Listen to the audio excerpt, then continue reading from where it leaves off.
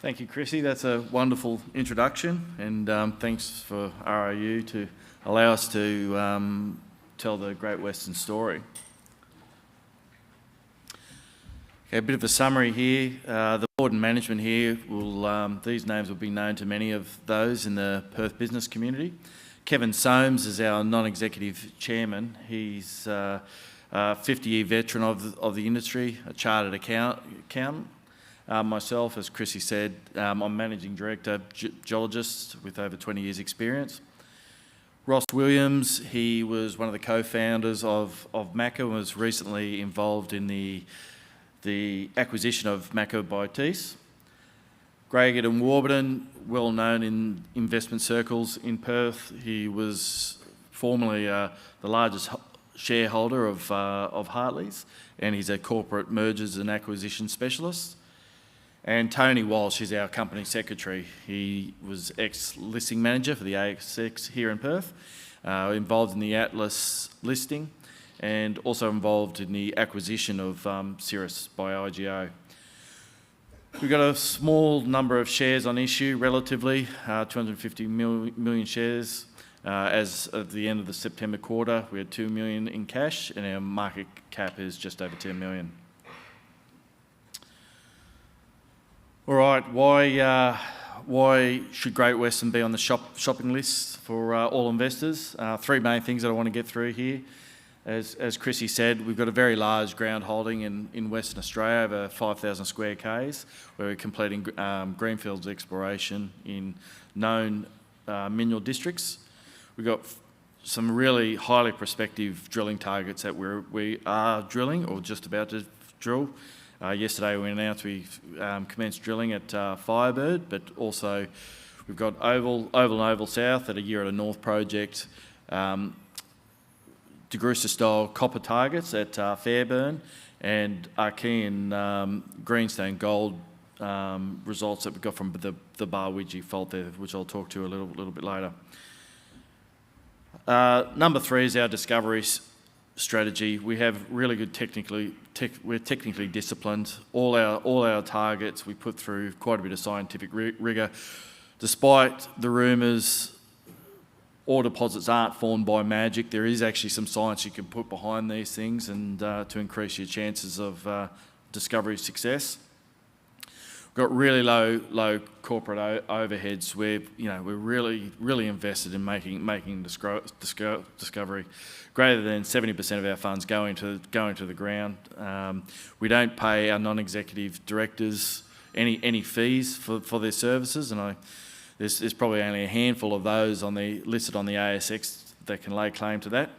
And we've got really supportive major shareholders and cornerstone shareholders. And with our small amount of shares on issue, we're leveraged to exploration success.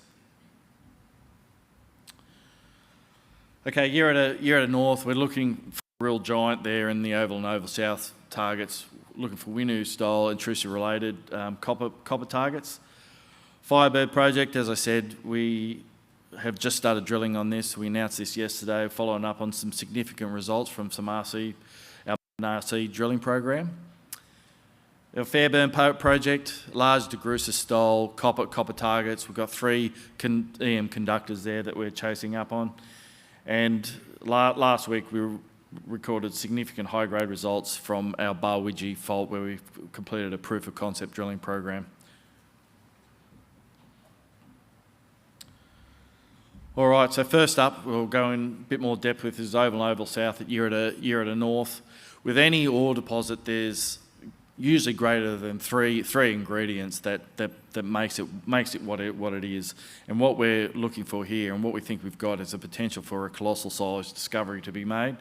We're looking for a Winu. So those that don't know, Rio Tinto's Winu, 7 million tonnes of copper.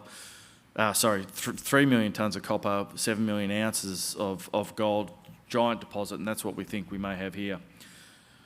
The ingredients we have, and I'll go into this, why this is of interest, is coincident gravity and electromagnetic anomalism. It's located on a major crustal tapping structure, the Ida fault in blue there, which, yeah, this blue here, Oval South, oval there. We've got a nearby deep magnetic anomaly, which we think is a buried intrusion, the mineral engine for this area, and favourable stratigraphy in the Ureter Basin sediments, carbonates, shales, that help the copper and gold in solution drop out in these areas and concentrate, making a giant deposit. Okay, why these ingredients are important. So this image down the bottom here, oval south, these are the high gravity anomalies with coincident high EM as well. High gravity, high density, that's chargeable, so that looks like it's going to be sulfide mineralisation. Right next door, we've got a deep magnetic anomaly. This is the mineralisation engine, something that provides the heat, provides the mineralisation fluids to ascend to the surface. As I said before, favourable stratigraphy of the Ureter Basin, carbonates, shales, as these fluids ascend, the mineralisation can get trapped at these levels. And the proximity of the crustal scale Ida fault, greater than 500 kilometres in extent, the ability to tap the mantle to allow metal-rich fluids to ascend to the surface, it's proven fertility, got deposits such as Mount Keith, Perseverance along its length.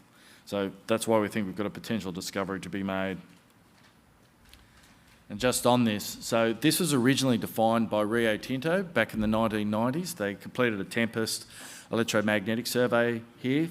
They actually drilled it and terminated the hole at 232 metres.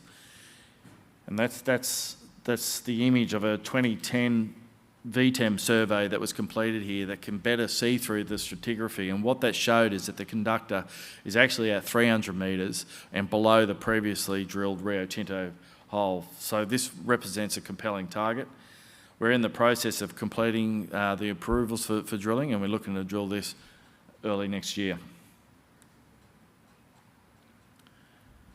Fairburn copper project. It's we identified 3 discrete bedrocked electromagnetic conductors here from a fixed loop survey.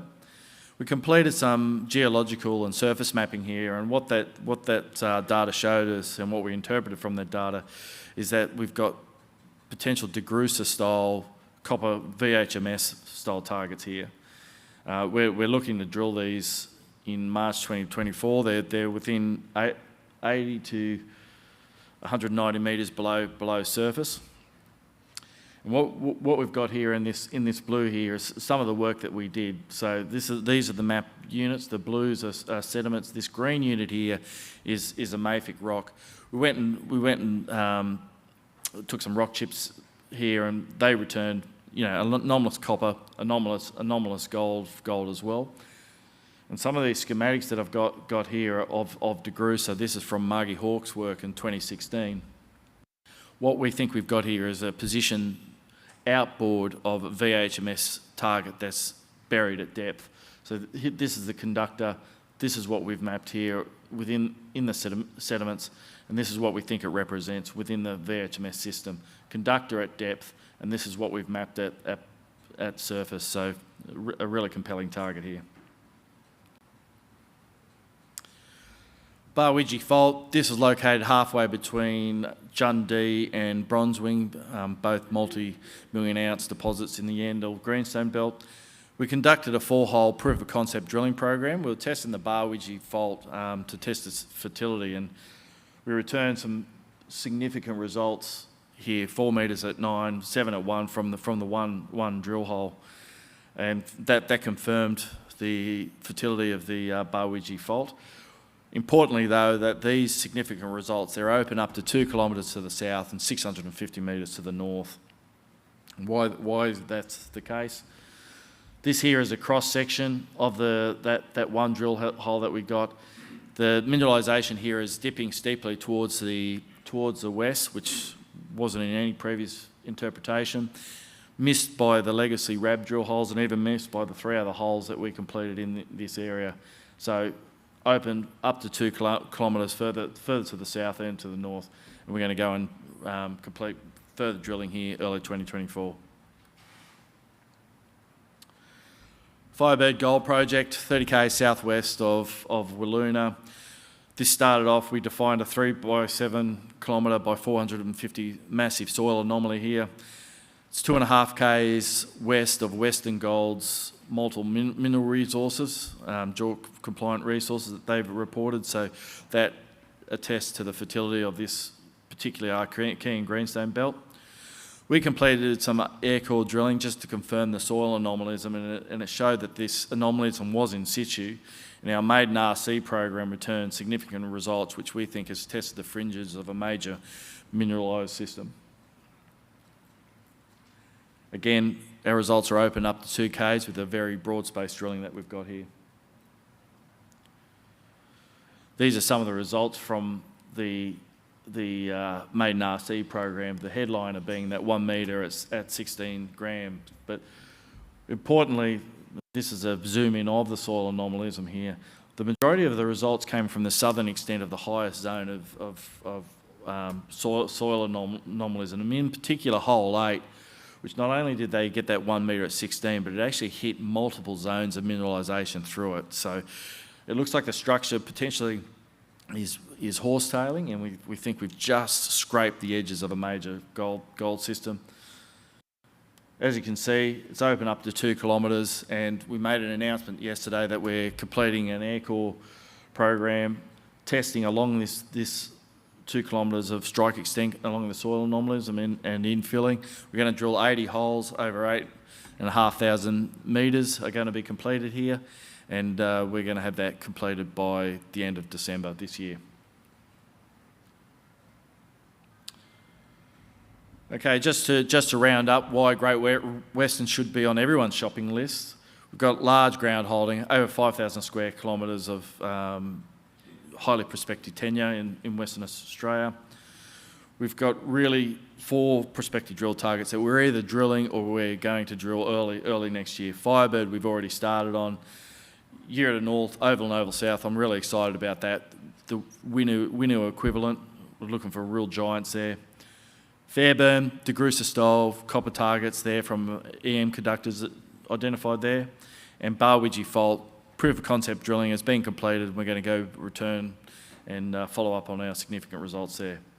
We've got really supportive share register. Our board, management, and cornerstone shareholders make up over 50% of our share registry. And low corporate overheads. We're committed to making a discovery. You know, we put greater than 70% of our funds into the ground. Our non-execs don't get paid. They're looking to leverage off any exploration success we may have. That rounds things up. For those of you that are good with booth numbers, we're on 15, so come down and I'd love to chat to you a bit more about Great Western. Thank you.